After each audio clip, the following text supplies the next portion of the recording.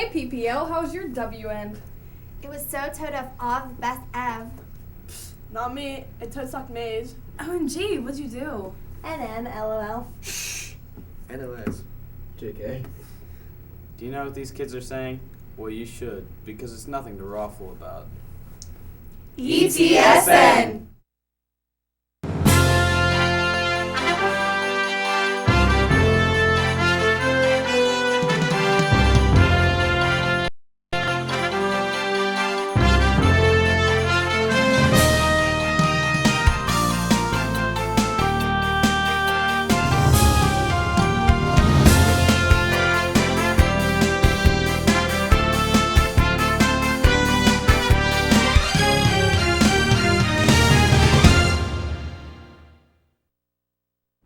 Welcome to Education Today. I'm John Zish from the Armstrong School District. As you may all know, the internet is a useful resource, but it can also be a very dangerous place. Children and teens need to be aware of the dangers, and so do parents. Tonight we're going to see an eye-opening video from the Pennsylvania Commission on Crime and Delinquency about how today's online children can be cyber safe. The video is called Protecting Kids Online. But before we watch the 22-minute video, I'll introduce Brad Schreckengost and Chuck Pepper from the Armstrong School District. Welcome to Education Today. Would you please tell us a little bit about yourselves? Thank you. My name is Brad Schreckengost, and I'm the Director of Technology for Armstrong School District. And my name is Chuck Pepper. I'm Coordinator of Child Accounting and Safe Schools for the Armstrong School District. Very good. Thanks for being here, gentlemen. Before we watch this video, one quick question. What's it really like out there for today's children and teens? As you stated earlier, John, the internet is a very dangerous place, and we as educators and parents need to make sure that we're educating ourselves and our children about what is actually out there on the internet. We need to keep abreast of the latest IM programs, the online social networking programs, to make sure that our children are safe as they go out onto the internet. Very good. Well, let's take a look at the Pennsylvania Crime Commission's video called Protecting Kids Online.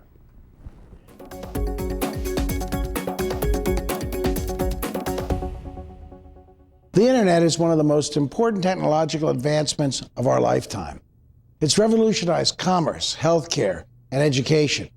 But it's also a place where criminals flourish. Sexual predators no longer lurk only in malls and playgrounds. They roam freely in cyberspace, looking to befriend and ultimately victimize vulnerable children. Pennsylvania law enforcement agencies are aggressively pursuing internet predators. But it's equally important that you do all you can to protect the children in your lives. We created this video not only to help you understand what can happen to your children online, but more importantly, what you can do to protect them. The internet is a wonderful tool for all of us, as long as we understand how to avoid the dangers. We hope you find this important information to be helpful. Thanks. Every day we hear stories about the dangers facing children when they go online. Those dangers are real, and in this program on internet safety, you'll hear firsthand just how real. We'll tell you about an online phenomenon called cyberbullying, which affects thousands of kids nationwide.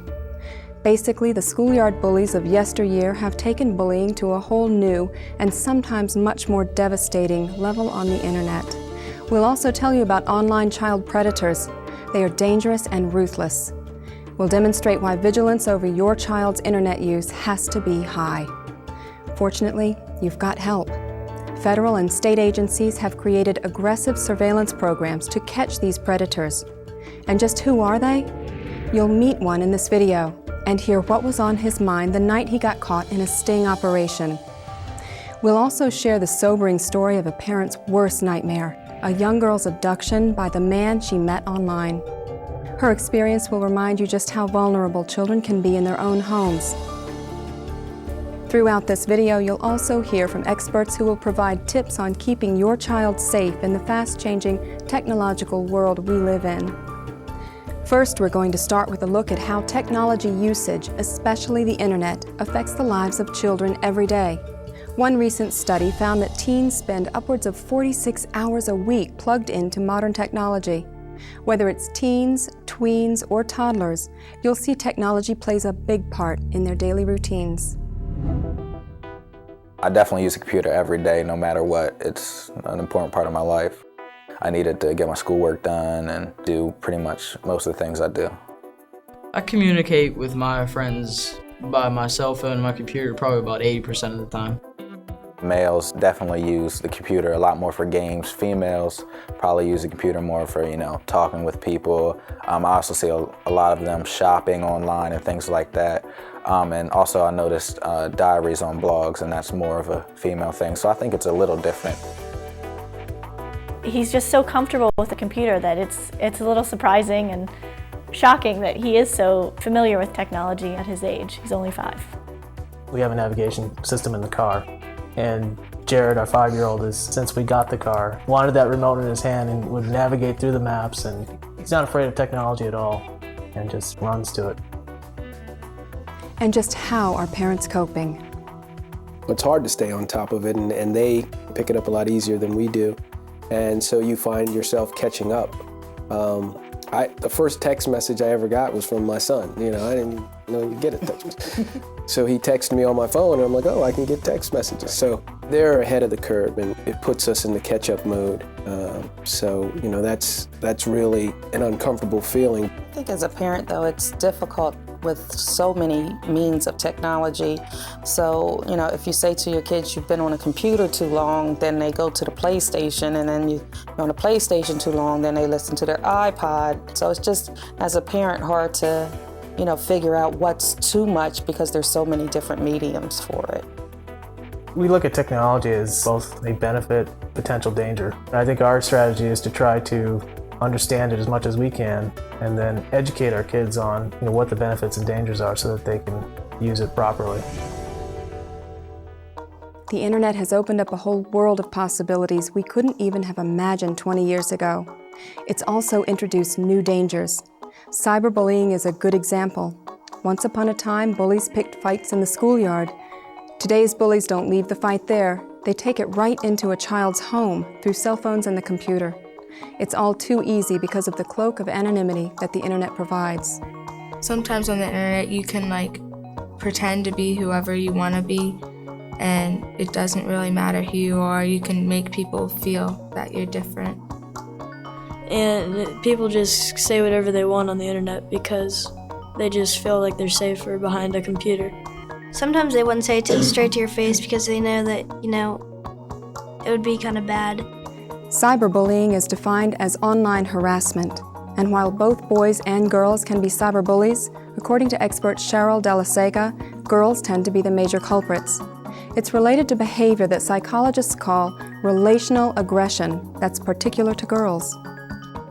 Relational aggression is sometimes called RA, also sometimes called female bullying, because it is more common in girls. Not that boys can't use these behaviors, but we know that girls, because they're so relationship focused, their aggression tends to come out in relationships, and that's what it is. It's not hitting someone or kicking someone, it's using your words to hurt somebody, and because you have a relationship with them, that makes the hurt all the deeper. Hurtful words, the internet, the anonymity, you see where it can lead. Any situation in school can turn into anything on the internet. Definitely, it's a lot easier to say mean things to someone when you're not actually looking at them or talking to them on the phone. But if you can just type something to them or text something on a phone or post it on MySpace or something, it doesn't seem as real to you, but it's just as hurtful to them. Online social networks is where cyberbullying usually takes place. MySpace is a popular site for teens. A lot of people have screen names on AOL or MySpace pages. They can get your screen name from one of their friends, and they could message you and call you mean names and stuff, or they could just send you mean emails or leave mean comments on your MySpace. Blogging is another avenue for cyberbullies. These personal online diaries can be used to spread rumors and malicious remarks, and it doesn't stop there. Postings can also be made to vlogs, video blogs, and moblogs, which are mobile weblogs sent from a portable device. Maria, a middle school student from the Pittsburgh area, became the target of a cyberbully when she started at a new school. I just entered middle school, so you're gonna make new friends, of course. So I met a friend in one of my classes, and her other friend was hurt because she was thinking that I stole her best friend off of her. So there was one day when my new friend had called me, and she was like, you have to look at this MySpace site, it's about us. So of course I went to go look at it, and it just had vulgar language. And at first, I was like, maybe she was just joking around, but then I realized it was a serious matter. So I, of course, reported immediately to my mom, telling her, you gotta see the site, this isn't, right. I spoke with the school guidance counselor, the principal, and we were able to pull the student in, and they directly talked to her. I think that when the cyberbullying occurred directly to my own daughter, that had we not intervened immediately, it would have gotten more people involved over the internet or in person. With more people becoming involved, there could have been verbal threats made to her. It started the last couple of years, I'd say the last 2 to 3 years, we started to notice a lot of incidents of students coming in crying that somebody was threatening them over the internet. Many times the parents would come in with the students with a printed copy of what the child talked about on the internet, how they were threatened to beat them up, going to get you in school. So we have a big problem with it, and I've noticed it over the last couple of years really rising. We get a number of parents that come in with their children to complain about cyberbullying. At North Hills Junior High in Pittsburgh, they are meeting the problem of cyberbullying head-on. Here at North Hills, we got involved in the internet safety and cyberbullying through part of our bully prevention program. We do classroom lessons on bully prevention. We also do weekly announcements on bully prevention. We also took the initiative getting involved in some outside agencies and resources. There's some NetSmart, Center for Safe Schools, local law enforcement, there's Safe Kids. We've contacted them and used some of their training programs in conjunction with some of our existing programs to educate kids. But schools and training programs can only go so far. Parents really have to take the initiative here. Lieutenant Dennis McCauley teaches internet awareness to parents, educators, and children. Parents have to let kids know that it's just not proper to pick on other people, and they have to let them know that there have been some real consequences from some cyberbullying cases. Depression in later life, lack of self-esteem. Some bully victims have even committed suicide. Some cyberbully victims have committed suicide. So parents have to help kids understand that this is a real thing, even though it's virtual in a digital world, and it has real-life consequences. If you haven't seen these types of headlines in your neighborhood, I'm here to tell you that they are there. In my police department, we arrested our first internet criminal victimizing a child of 13 in 1995, and it has only got more prevalent since then. We all know about online predators. The challenge is keeping your child safe from them. These predators are clever. They know exactly how to get information from children and how to exploit it for their own purposes. Now to the predator story we mentioned earlier. Alicia was a shy 13-year-old when she met 38-year-old computer programmer Scott Tyree online. At that age, you feel like you're more mature than everybody else around you, and you're different and you don't fit in, and he seemed like he knew that. He could tune into that. It seemed like he was always on my side. No matter what, if I got a bad grade, he said, oh, you don't deserve that grade, this was a great essay. Or if I was supposed to clean my room, and I don't, he would say, oh, you're such a big girl, you don't really need to do that. People ask me all the time, did he tell you his age and all that stuff? And I think by the time I knew, it didn't matter. I was so groomed or attached to this guy that it didn't matter. Alicia's predator had her so brainwashed that when he showed up outside her home in Pittsburgh, she willingly got into his car. I look back on it and I can't believe that I was so stupid to actually do something like that. I don't talk to strangers, but yet I went out the door on the coldest, darkest, iciest night of the year to meet this guy. Mind control. I was not myself.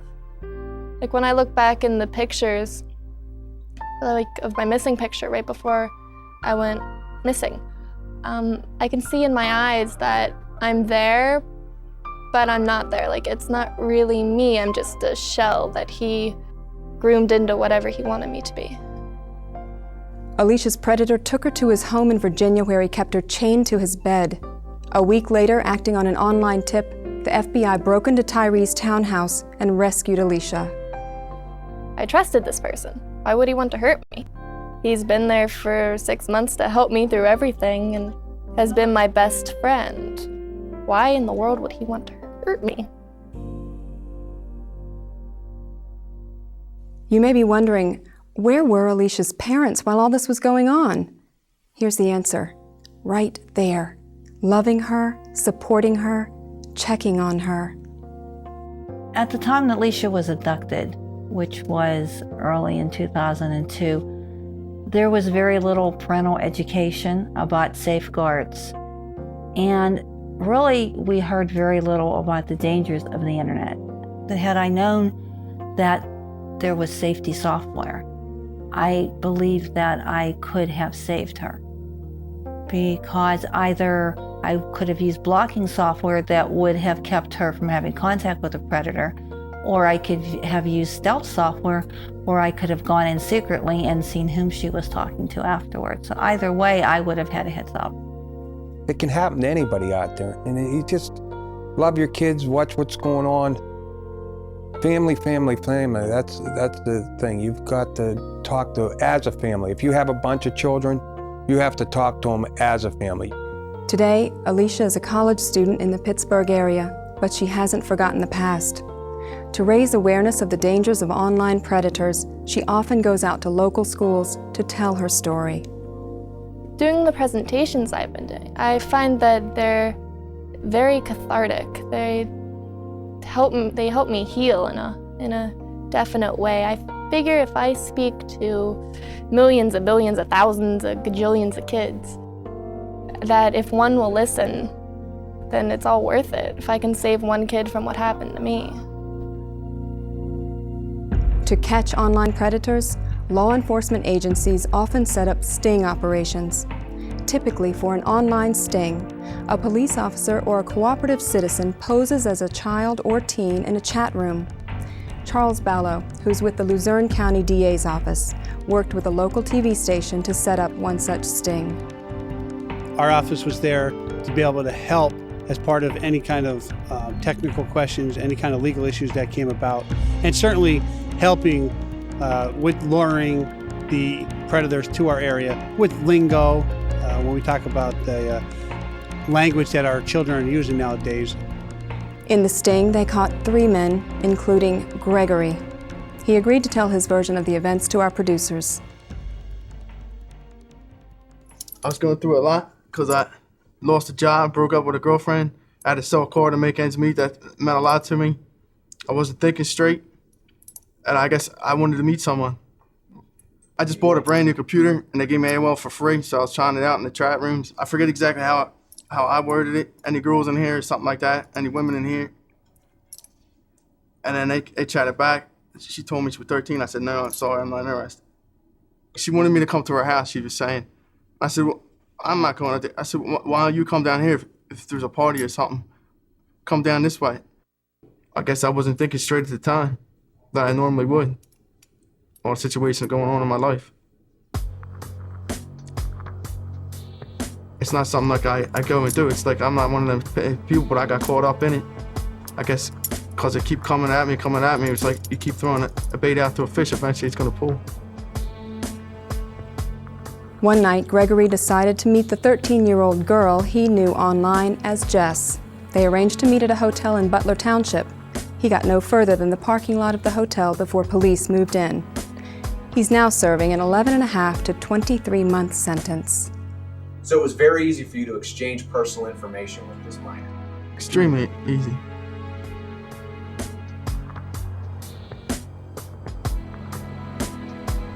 And that should set off alarm bells for any parent. It is very easy for a predator to reach out and contact your child. Majority of the predators that we find are seeking people under the age of 18 and more specifically, sometimes under the age of 16. So they're out there and they're going to keep coming until we as parents and law enforcement officers can stop it. Schools can play a large role in helping to keep children safe from predators and cyberbullies. It's up to parents to learn about the awareness programs and technology tools they can use. School districts always have a role to actively protect students no matter where they are, whether they're at school, whether they're at home, and they do often walk a thin line on when to step in, when to intervene, when to leave it up to the parents. Our role has been very open door policy with the parents here in the North Hills School District, is to allow them to feel that freedom to come into our building as well as us to offer resources out to them. At St. Cyril's School in Pittsburgh, parents had the opportunity to participate in an internet safety program called Protecting Kids Online. I mean, I've heard about the bullying in school, and I know we have a program here at school on bullying, but I didn't realize it was that much online either. Well, I think the things that stood out the most was just the access kids have to all this technology today and how sophisticated they are with it, how easy it is for them to set up a website to post things. Technology is a wonderful tool. We couldn't work without it. It makes learning so much more fun. It brings it alive. It's interactive with the students. We just have to know that there's safety risks involved in anything. And so if we educate the students to know technology is wonderful, use it, it's great, and we're learning it, the older folks are learning it, but we just want you to be safe. Keeping your child safe with all the technology that surrounds them, that's the message. Here's how to do it. Parents can become more aware of what's on the internet through experience.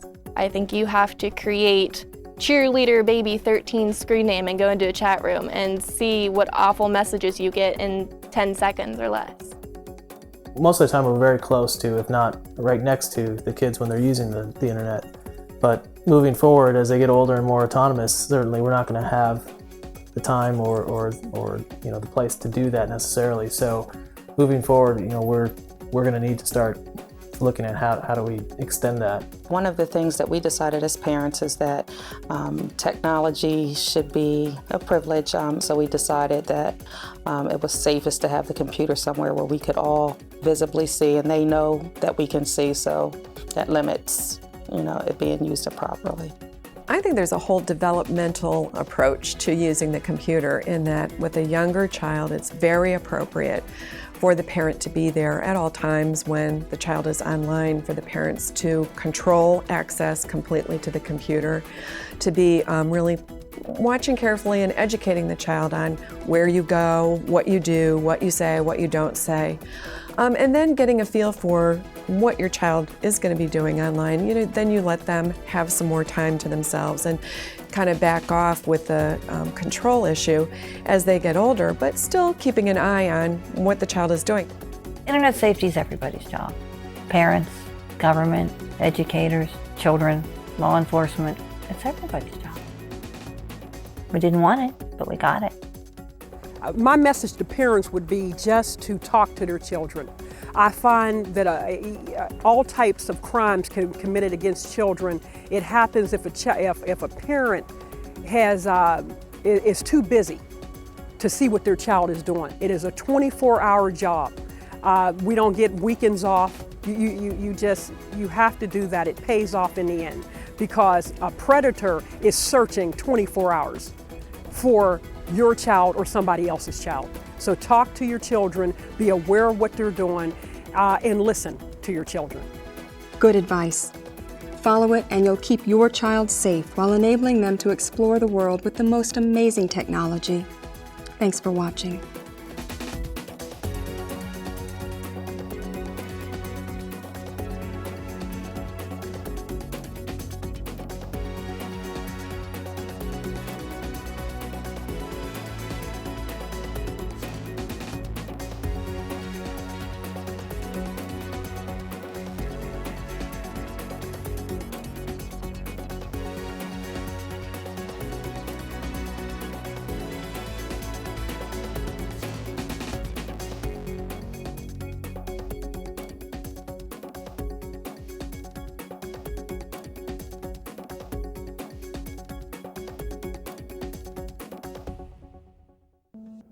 Before I came to IUP, I had no idea what college would be like or what role I would play or where I'd be in the future. But when I came to IUP, everything changed. I met people who really made me feel like I belonged. I had great classes at a great nationally ranked university. Hi, my name is Megan Miller. I'm a fine arts major, and this is my university.